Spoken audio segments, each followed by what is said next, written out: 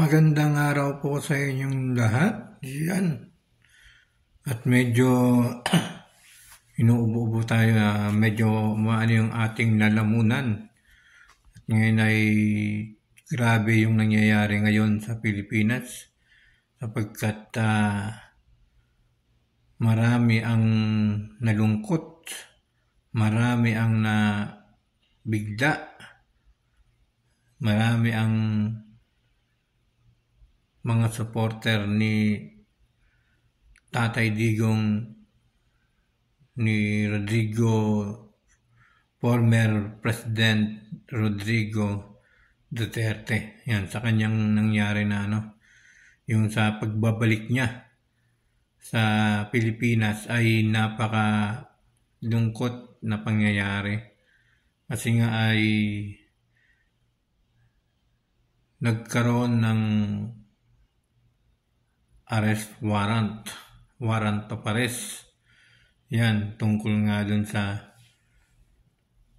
nangyayaring kaguluhan. Yan, kaguluhan sa ICC, ya. Na talagang kinalungkot ng marami.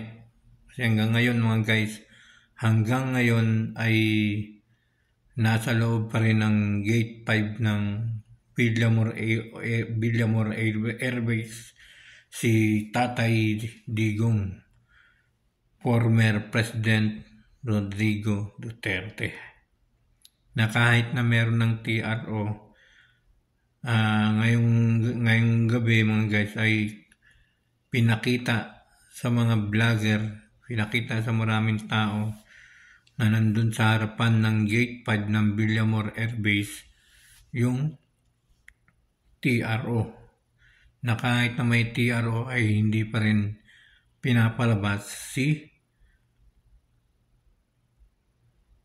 Tatay Digong, former President Rodrigo Duterte. Talagang kung mapapansin natin mga guys, ang daming nagmamahal talaga, ang daming sumusuporta kay Tatay Digong. Kung makikita nyo naman yung mga vlogger ay talagang napakaraming vlogger na nag-aabang na kung ano ang mga mangyayari sa susunod na mga oras at mga minuto, na habang dumarating yung mga ganung bagay ay tumatagal naman si Tatay Digong doon sa loob ng Gate 5 sa may Villamor Airbase. Doon nga ay naghihintay yung mga supporter. Yung mga supporter ni Tatay Digong. Talagang nakakalungkot kasi kung mapapansin nyo mga guys ay kung naalala ninyo si Benigno Ninoy Aquino ay parang ganun din yung nangyari. Hindi nalalayo sapagkat pagka-uwi ni Tatay Digong galing sa ibang bansa ay ganun din yung nangyari, na sa airport din, di ba? Sa airport sa NAIA nangyari yung pag-aresto kay Tatay Digong, na akala natin talagang nakakalungkot yung mga pangyayari. Mabuti na nga lang patuloy tayo nagdarasal para kay Tatay Digong. Kaya maraming salamat sa mga sumusuporta kay Tatay Digong, kay former President Rodrigo Duterte. Saludo kami sa mga walang sawang sumusuporta sa kanya mga guys. Sana ipag-pray po natin si Tatay Digong na manatiling malakas yung kanyang pangatawan at good, healthy, sapagkat ang dami nag-aalala ng mga taong nagmamahal sa kanya sa buong Pilipinas, sa Cavite, sa Maynila, kahit saan mong lugar, sa Davao, at sa mga OFW na nasa ibang bansa na katulad ko. Kaya pag-pray po natin si Tatay Digong, wag po natin siyang iiwan sapagkat nag-uumpisa pa lang yung laban. Nag-uumpisa pa lang yung laban ni Tatay Digong at sasamahan natin siya hanggang sa huli. Kaya panalangin po natin na maging maayos ang kanyang kalusugan. Ngayon na nandiyan pa rin siya ngayong gabi ay nananatili pa rin siya nasa Villamor Air Base ng Gate 5 at talagang pinapanood ko yung mga live ng mga supporter ni Tatay Digong, former President Rodrigo Duterte ay talagang napakarami at hindi siya iniiwan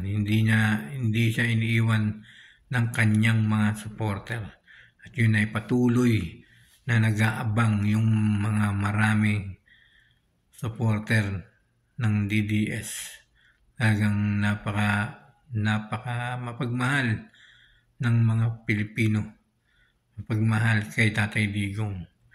Kaya dalangin po natin sa Panginoon na maging maayos yung kanyang kalusugan, na kahit na nagpa-medical na siya, ay nagpa-check up siya ngayon, kanina, ay talagang ang pray, panalangin ay makakatulong sa kalusugan ni Tatay Digong. Kaya tuloy-tuloy lang po tayo mga guys sa pagtulong sa kanya. Sana nga ay maging maayos na yung lahat para makalabas na si Tatay Digong. Kasi alam naman natin mga guys na kapag ganyan na patuloy na hindi pa rin nakakalabas si Tatay Digong sa Villamor Air Base ay talagang magkaagulo. Talagang susugod ang mga tao. Susugod yung mga tao at huwag naman sana, di ba? Na baka magkaroon na naman ng people power, di ba? Magkaroon ng people power para kay Tatay Digong, former President Rodrigo Duterte. Kaya kung nalulungkot ako kasi ay talagang parang napamahal na sa atin lahat yan si Tatay Digong. Kaya patuloy lang po tayo mga guys. Patuloy lang sapagkat alam niyo naman si Tatay Digong ay malaki ang naitulong sa atin yan. Malaki yung naging pagbabago ng Pilipinas simula nang naging presidente. Yan si Tatay Digong Rodrigo Duterte. Kaya maraming salamat sa family Duterte sapagkat talagang mahal na mahal niya ang taong bayan. Mahal na mahal niya ang mga OFW. Napanood ko yan nung nandun siya sa Hong Kong. Talagang ang lahat ng mga OFW doon ay naging madamdamin na napaluha dahil sa kanyang magandang speech na binitawan niyang salita para sa mga OFW. Kaya patuloy lang po tayo mga guys na ngayong gabi ay makalabas na si Tatay Digong, former President Rodrigo Duterte. Kaya abangan po natin yung mga susunod na mga manood po tayo sa mga vlogger na nag-live. Yan para kay Tatay Digong, former President Rodrigo Duterte. At siyempre kay Vice President Sara, pag-pray din po natin siya sapagkat yung lahat ng mga PDP laban, paglaban po natin sila.